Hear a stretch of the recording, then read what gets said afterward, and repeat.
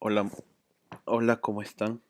El día de hoy vamos a hablar acerca de electrocirugía en el uso del material lap- laparoscópico, ¿de acuerdo? Unos principios electroquirúrgicos.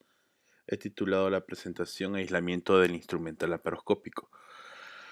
Una breve introducción. Nosotros siempre nos mofamos un poco acerca de la técnica de la histerectomía laparoscópica.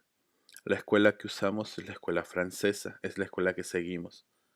Mm, siempre antes de esto decíamos que la técnica era, la técnica francesa de histerectomía era una técnica perfecta, que no tenía errores.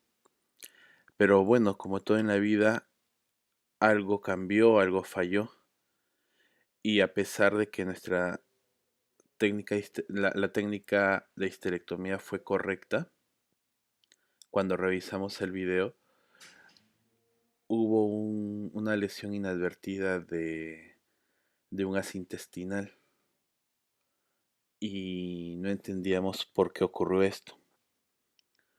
Eh, hemos revisado el tema y es lo que traigo a presentarles.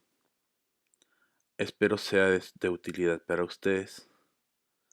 Bien, ¿qué es la electrocirugía? Bueno, tenemos un generador de corriente. Esta corriente ingresa al paciente y luego esta corriente a través de un electrodo indiferente retorna hacia el paciente.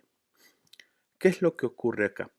Dependiendo del tipo de corriente que usemos, vamos a tener un corte puro, coagulación o una combinación de ambos que se llama blend.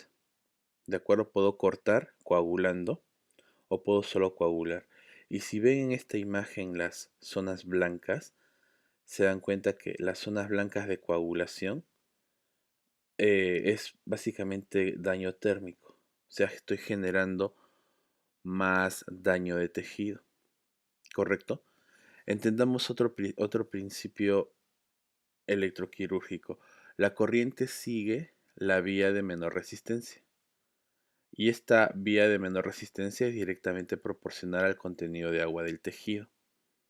¿De acuerdo? Ahora, si un tejido está desecado, se incrementa la resistencia.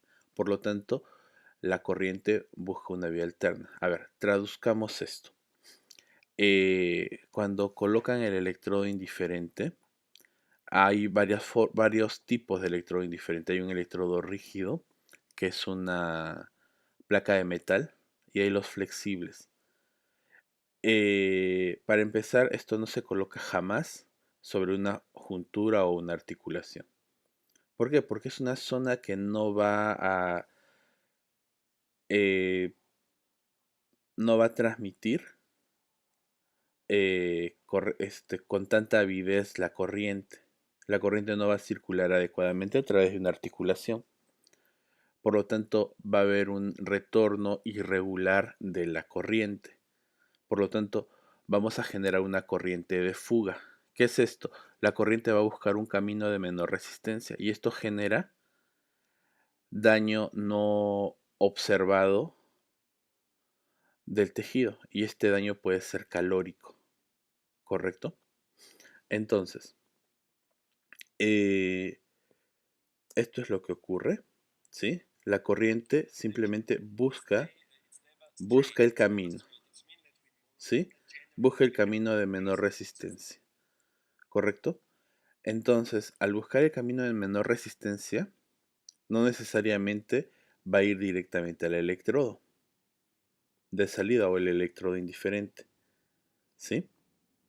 Entonces va a buscar un camino y este camino puede inducir calor, cauterización o corte o sección de tejidos. El problema real es que muchos médicos en general ignoramos conceptos electroquirúrgicos, conceptos de cirugía monopolar o cirugía bipolar. ¿De acuerdo? Este es un trabajo que evalúa en un tiempo uno, capacita a los ginecólogos y luego evalúa en un tiempo 2. Y como podemos ver, no hay diferencia estadísticamente significativa entre el conocimiento preinstrucción y el conocimiento postinstrucción, postinformación. Conclusión, a los ginecólogos no nos interesa los conceptos electroquirúrgicos, pero son importantes, sí, sí son importantes. ¿Qué es lo que menos sabemos sobre el uso seguro de electrocirugía? Primero, no sabemos cómo funciona el equipo electroquirúrgico, el generador.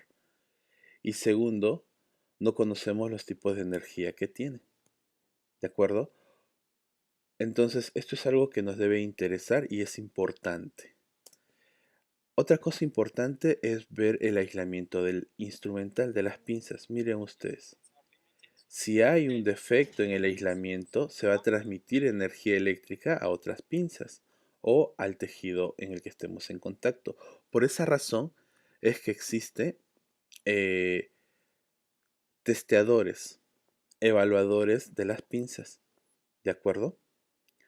Lo que ocurre es que con el uso, lo que ocurre es que con el tipo de mal uso durante el proceso de esterilización o simplemente por un tema de desgaste, el instrumental va a dañar su aislamiento, ¿sí? Entonces, este es un testeador de instrumental quirúrgico. Tenemos el 1 es el aparato en sí, el 2 es el punto de tierra, el 3 es la pinza evaluada y el 4 es el cepillo de alambre. Con esto se evalúa que no hayan fugas eléctricas. Pero sin... A ver, vamos a pensar en voz alta. Significa que si tengo el material aislante pelado, ya el instrumental no sirve, yo solo puedo ver con los ojos. Sí, pero existe un daño poroso de este material aislante que no lo podemos ver, ¿correcto? Y esto conlleva a otra cosa, la densidad de la corriente, la densidad de la energía. Si el punto por el que se entrega la energía es muy pequeño, la densidad de energía, o sea, la carga de corriente, el efecto del daño es mucho más severo. Traducción, quemamos más cuanto más fina es el área de transmisión de corriente. Cuanto más amplia es el área de transmisión de corriente, de entrega de corriente, entonces ahí se genera menos calor, hay menos densidad de energía. ¿Ok? Entonces, si los defectos de aislamiento son muy pequeños, entonces la densidad de esta corriente, la densidad de este poder, genera un potencial de injuria mucho más alto que si el defecto fuese un defecto mucho más grande. ¿De acuerdo? Entonces, la incidencia precisa de estas injurias no está evaluada. Se necesitan estudios para evaluar esto y lamentablemente a pocos nos ha importado esto. Bueno, de hecho a ninguno nos interesa hasta que nos pasa. Lo que se asume es que entre 1 al 5% de todas las injurias intestinales, pero 1 a 5 por 1000 procedimientos de todas las injurias van a generar injuria intestinal por daño electroquirúrgico. ¿De acuerdo? Entonces lo que hace el cepillo de alambre es identificar el área con el defecto. ¿Correcto? Esto debería hacerse de rutina. Entonces, mm, mucho concepto teórico. ¿Qué es lo que nos dice la realidad? A ver, veamos. Miren, estos fueron 111 instrumentos evaluados. De estos 111 instrumentos, 98 fueron monopolares. De estos monopolares, en el 30% se encontró un defecto de aislamiento. O sea, es importante. Me van a decir, pero esto solo funciona para corriente monopolar, no para bipolar. Miren ustedes, en 13 instrumentales bipolares, el 20% tenía defecto de aislamiento. ¿De acuerdo? Entonces, ¿y cuál fue el material monopolar que que tuvo daño de aislamiento estadísticamente significativo, las pinzas Grasper. ¿De acuerdo? Las Grasper en el 55% de las veces tuvieron algún defecto de aislamiento. ¿De acuerdo? En la fase 2, ya en este trabajo, empiezan a testear todas las pinzas y obviamente esto se vuelve cero. Y para bipolares, miren ustedes, 15% de los bipolares tenía defecto de aislamiento, ¿correcto? Entonces, miren ustedes, ¿cómo evaluamos este aislamiento, este defecto del aislamiento? Generalmente el grueso de defectos están cerca a la punta, cerca al extremo distal, y el segundo porcentaje está cerca al extremo proximal.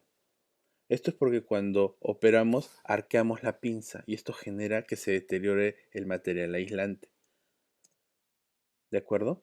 Miren ustedes, entonces 70% de las lesiones, perdón, de los defectos del aislamiento están en la mitad proximal y el 50% están en la porción distal. ¿De acuerdo? ¿Y cuántas fallas hay? Generalmente en el 70% de los casos encontramos un defecto del aislamiento. ¿De acuerdo? Y entonces viene la otra pregunta. ¿Cuál es la prevalencia de falla del aislamiento en las pinzas nuevas? ¿Ya? En las pinzas laparoscópicas hay un 13% de pinzas nuevas que van a tener un defecto del aislamiento. Lo que ocurre es que esto antes no se ha evaluado. ¿De acuerdo? Y el uso del material. El número de veces que reutilizamos el material laparoscópico tiene que ver con la falla del aislamiento. Sí, miren ustedes. Si vemos la línea punteada que es material laparoscópico, la línea sólida es material de cirugía robótica. Ya, miren, a partir del primero o segundo uso, vamos a obtener un 10% de falla en el aislamiento. Con 5 usos tenemos un 30% de falla en el aislamiento. ¿Correcto? Esto es incidencia, o sea, esto es los hallazgos nuevos cada vez que revisamos la pinza. Y en el hallazgo acumulativo, en la prevalencia, miren ustedes, en la prevalencia encontramos más o menos lo mismo. Con 5 usos hay un 30% de falla en el aislamiento de la pinza. ¿De acuerdo? Por lo tanto, tenemos que testear siempre nuestras pinzas. ¿De acuerdo? O exigir que estas pinzas se testeen. Esto es cuando estamos testeando lesiones proximales, ¿sí? Esto es cuando estamos testeando lesiones daños distales. ¿De acuerdo? ¿Existe algo más? Sí, existe un evento impredecible que se llama el acoplamiento capacitivo. ¿De acuerdo? Si ustedes recuerdan cómo funciona un transformador, tienen una corriente de ingreso, se genera un campo electromagnético y la corriente se transmite hacia el otro electrodo. ¿De acuerdo? Esto se llama corriente inducida. Y si recuerdan los transformadores, esto nos permitía o incrementar el voltaje o disminuir el voltaje. Es lo que usamos para cargar nuestros celulares. ¿De acuerdo? Entonces, ¿qué es acoplamiento capacitivo en la paroscopía? Es cuando tenemos un material no aislado, esto puede ser un trocar de metal o puede ser el aspirador, que va a funcionar como un condensador, ¿de acuerdo? Y se va a acoplar al electrodo activo y esto va a generar una corriente de fuga. ¿Cómo así? Así, miren ustedes. ¿Sí? Este es la pinza con monopolar y, y lo que está debajo es el aspirador. Miren cómo daña, quema el asa intestinal. Y si estamos frente a una mujer obesa, ¿sí? Perdón. Si estamos frente a una mujer obesa, o una paciente con un útero grande, vamos a tener que, por un tema de capacidad visual, estrechez de campo operatorio, vamos a tener que estar muy cerca, ¿ya? Del área de trabajo. Por lo tanto, estos chispazos, este acoplamiento, no lo vamos a poder observar. ¿De acuerdo? Es uno de los riesgos. Por eso siempre hay que tener un panorámico adecuado. Conclusiones. Eh, una de las conclusiones es que el acoplamiento capacitivo es impredecible. ¿Correcto? Siempre hay que tener un panorámico para poder ver esto. ¿Está bien? Segundo, siempre que se pueda hay que utilizar trocares de plástico. Siempre que revisemos hemostasia, al final vamos a utilizar un aspirador que no está aislado. En ese momento hay que evitar utilizar monopolar. Y si lo utilizamos tenemos que tener una visión panorámica correcta.